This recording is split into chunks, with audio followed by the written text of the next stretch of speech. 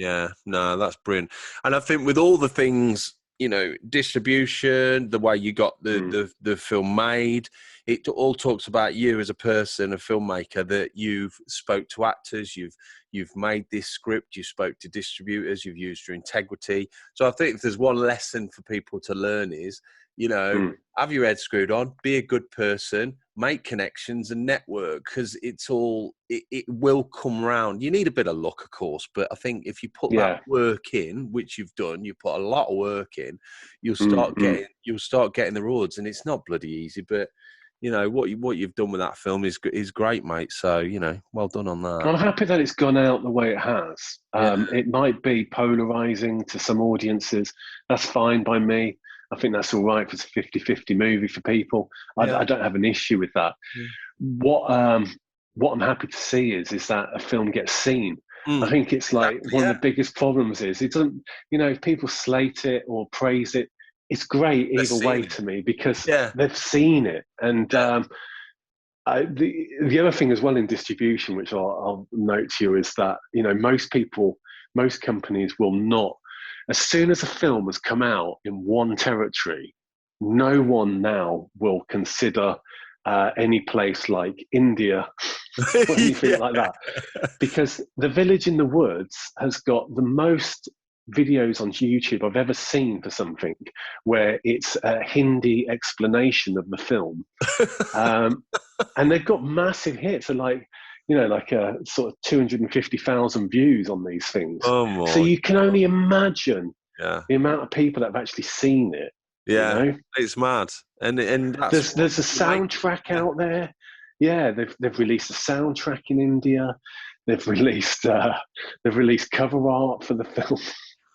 It's amazing, the actual micro industry going on in there, but you will never ever be able to capitalize on those places, which is a bit sad, man, but that's the way it works, I guess. No, it's good. And from people like me, indie filmmakers, when I see your success, and you say, I've sold it in Russia, I'm thinking, go on, get in there, because it's a good boost for all of us, because at times, how difficult it is. At times it's like soul destroying, so it's nice when you think that you can get there. So we've talked about that. Just quickly tell us a little bit about where you are now, because I know you're talking about your new film. Tell us a little bit about that. Yeah, well, I don't really want to say too much about the actual film itself. Okay. As in, like, story-wise. Yeah, that's fine. But I will say that it's not horror. It's it's a drama, character-driven drama. It's got a little peppering of surfing in it. It's got a little peppering of crime in it, and it comes from a place. Has this come from a place what the Village in the Woods gave you? So the connections that's helped, or is this back to square one again, where you're on your own and you've got to grow it? Well, I think it really depends. I mean, like, one of the things is that I have got contacts, which is brilliant. Yeah. So I've got contacts in post, which is brilliant. Obviously, I know some actors now who are known kind of faces, UK, at least UK known. But yeah, I think one of the problems is that, as you know, is that it's such a competitive, such a hard, fast-moving industry, that the only thing that I rely on for doing a film is that I just know that I will make that film, and I know when I will make it. And if people come on board with me, who I want to have come on board, brilliant.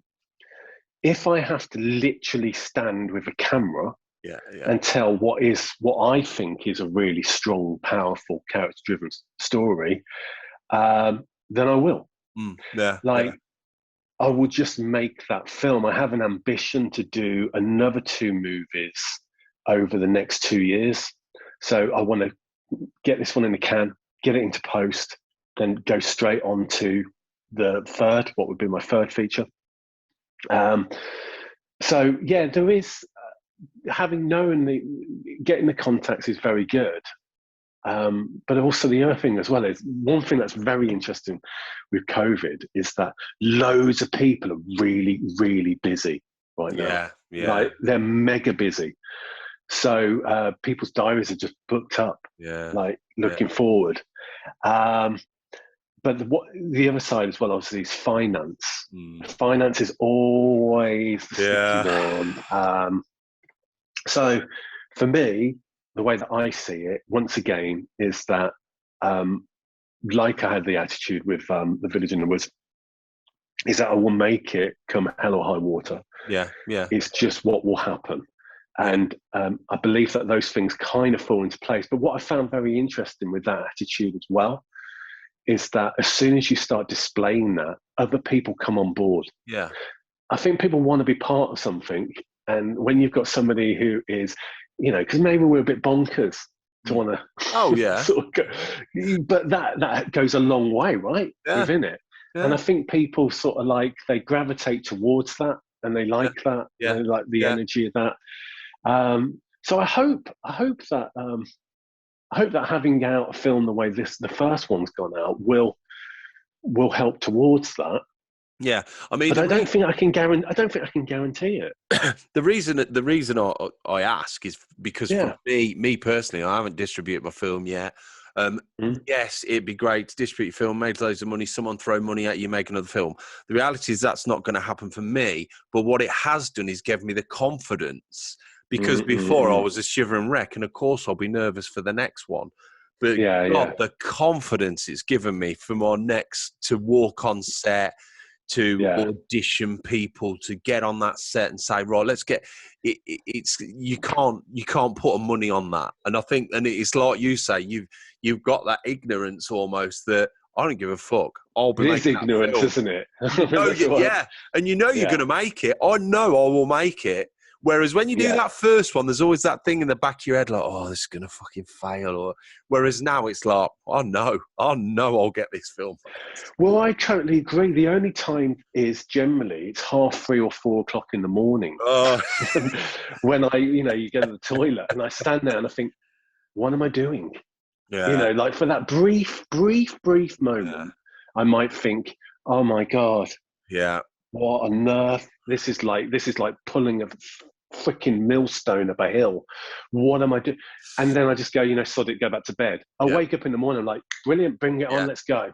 Yeah. So I think, I think it's everybody's kind of in the same position at this stage until, maybe I should say, in the right way, until maybe certain other doors open a little bit. Which might be that you might go with a top-tier agency as a director.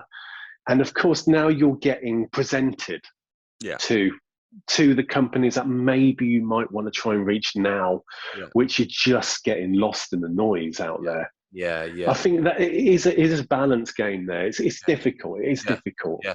And remember, and the other thing that I try and embrace is, if you did end up in an agency and you get jobs given to you, you may never have the freedom that you have now, where you can write, you can film what you want. So you could almost, and you see that with some filmmakers when they first start out, they're very raw and they're very, and then they sort of lose that because the money can, it'd be an awful thing to get all this money, but so there's something about that, isn't there? Having that connection, you brought all those actors on board and you've done all that yourself. There's something about that. I agree. And I think there's also something quite exciting about indie film with that energy behind it. I don't know what it is. I'm not saying that it is, because it is tough. It is tough when you've got limited budgets.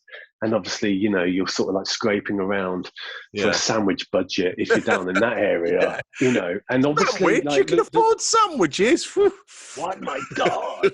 I know, only Haribos for everyone. But I think one of the things is that there was a famous US producer, and he put it really, really well. It was in one of his books. I forget the name of the guy, but he said that basically when you work for a studio, doing a studio film, it's like being in a gilded prison. That's the way it is. When you do independent film, though, as freeing as it is, it's like being in the food hall in a prison, and there isn't enough food. So everyone starts fighting for those little pieces. Yeah. So everyone's fighting for that little bit of budget, and so I think there's these balancing dynamics which are going on, but there is still something very exciting about making independent film. Yeah. I don't know what it is about it. I think it is the freedom, maybe. Yeah, I think it is, and I think there's what I always say: what other industry will 20 people follow your story for getting paid next to nothing? And working 12-hour day, 14. Well, we're only allowed certain hours now, but to give up their life for the next 3 weeks, just if not longer sometimes, right? Yeah, and trust in your vision. Isn't that exciting? There's no other industry like it, is there? Really? I don't think so. No. Well, no, I know. As I can think of, but anyway. Yeah, anyway, I agree. Right. I always ask my guests for a bit of advice. It can be to a new filmmaker, or it can just be advice in general that you've been given, Raine. If you could give us a bit of the best bit of advice you've been given, or could give. Oh, my Lord. The best bit of advice. What are you thinking now?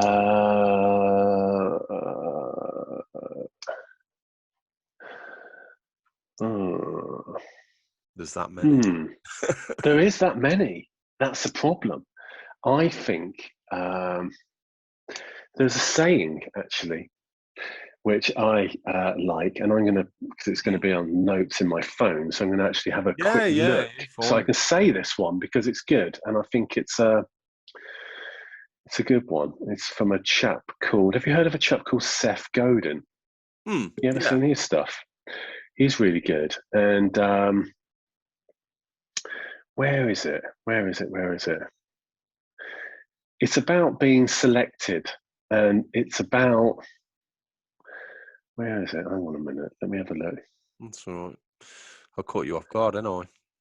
You have caught me off guard. Didn't I send it's like when someone says, say a good joke. And you're like, I know thousands, but right now, I don't know any right now. I had a good one when I was first trying to do my films. A filmmaker, what's her name? Can't remember. I think she did Pincushion. She said, "Go with your gut," and I like that because sometimes go with your gut. Yeah. Sometimes that is you overthink things, and you just have to go with what you believe in and hope it works, and at least then you've got. Oh, here we go. Yeah. Well, this is it. It just came to my mind. I couldn't find it in the notes. It's remove the tyranny of being selected. Choose yourself. And I think that's really, really key, especially for filmmakers. Yeah. Because I spent 3 years, and I think this could be in any business that you want to do. We're talking entrepreneurial here, right, generally. But I spent that 3 years running around, going to these different festivals and different business meetings. And I was locked into that space where people were saying, no, you can't, you can't. That's all you ever hear. And then I removed the tyranny of them selecting me. Yeah. And I chose myself. And now that film's out in 14 countries. And I think that just says everything about it. Yeah.